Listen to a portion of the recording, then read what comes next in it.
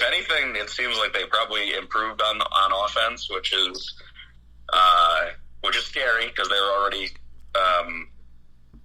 a very scary offense when healthy. If their offense remains healthy, then they could easily go to and win a Super Bowl again.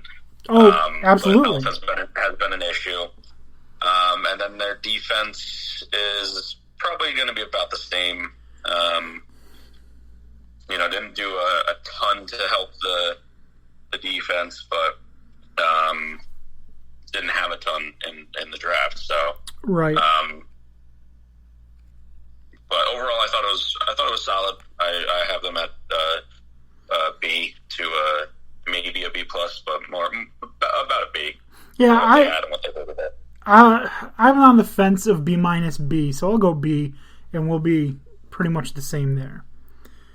And that's going to bring us to our final team for the week, the Las Vegas Raiders, who supposedly were trying to acquire linebacker Khalil Mack from the Chicago Bears this week. So dumb. I didn't see that. Yeah, they were trying to trade to get Khalil Mack back. Oh man, I wonder what that would have looked like. Before we talk about the Raiders draft picks, free agency, they got Yannick Ngakoue, John Brown, Willie Snead, Zay Jones, Nicholas Morrow, Carl Joseph, Kenyon Drake, and Theo Reddick. They lost Terrell Williams, Gabe Jackson, and Trent Brown. So let's keep that in mind as we go through this draft. I already know you're going to hate, you hate the first pick, which was Alex Leatherwood, the tackle from Alabama. Round 2, Trevon Mayrig, the safety from TCU. Round 3, Malcolm Kuntz, the linebacker from Buffalo. Maybe they got to Khalil Mack. Who knows? Round 3, Divine Diablo, the safety from Virginia Tech. Also a great name. Round 4, Tyree Gillespie, the safety from Missouri. Round 5, Nate Hobbs, the corner from Illinois. And round 7, Jimmy Morrissey, the center from Pittsburgh. I mean, they drafted a lineman. They need it. So don't get me wrong. I don't hate Leatherwood as a player. I think he'll be a good player, but you could have gotten him in the second easily, maybe even in the third. You could have drafted a much more marquee player right Christian there. Darrisaw. Yeah. I like the Morey pick. I think he looked really solid in college. Might contribute right away. Let me just tell you about Trevon Mayrig. If you can get him in Madden Ultimate Team, he is lights out killer. Do it. So good. Yeah. I think he might be their best pick. Oh, I agree. I think he was a steal. But then they go for Malcolm Kuntz, which was again like a what the hell are you doing? It's the third round. That guy, might not have even been drafted. Was getting looked at in like the 6th. Just doesn't make any sense.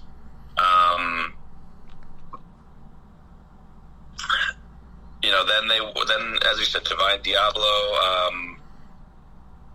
I like that pick a little bit better, but tough to say. I also don't trust defense from the ACC unless it's Miami or Florida State or Clemson. Yep.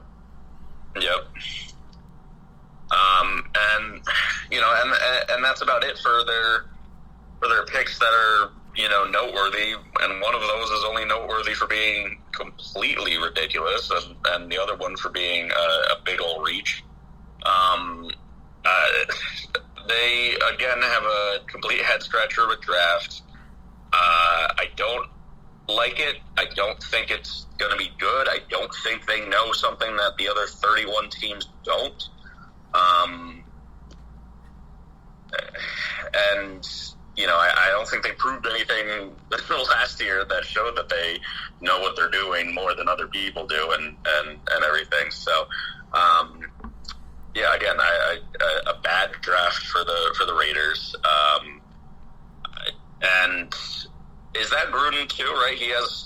He's not GM, but he has like a big say, right, over who they draft.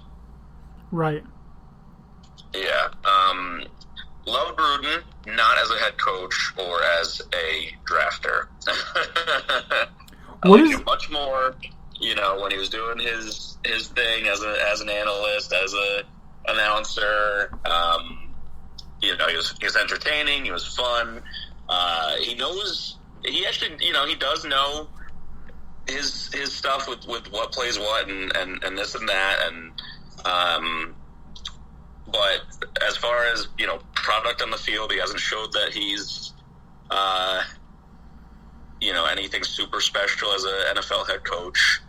And I don't trust his drafting so far. Prove me wrong. Prove me wrong, Gruden, because, as I said, I love him as a person. He's very entertaining, so prove me wrong. But for now, I'm giving this... where am I on this? I think I was at like a C. Yeah, C is exactly where I've got it. Yeah, and that's really saving it from a D was Javon Mayrig.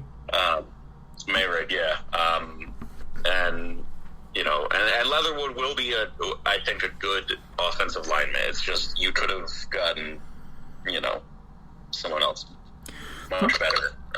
At that point in the draft, so it's just a bad use of your draft capital. Yeah.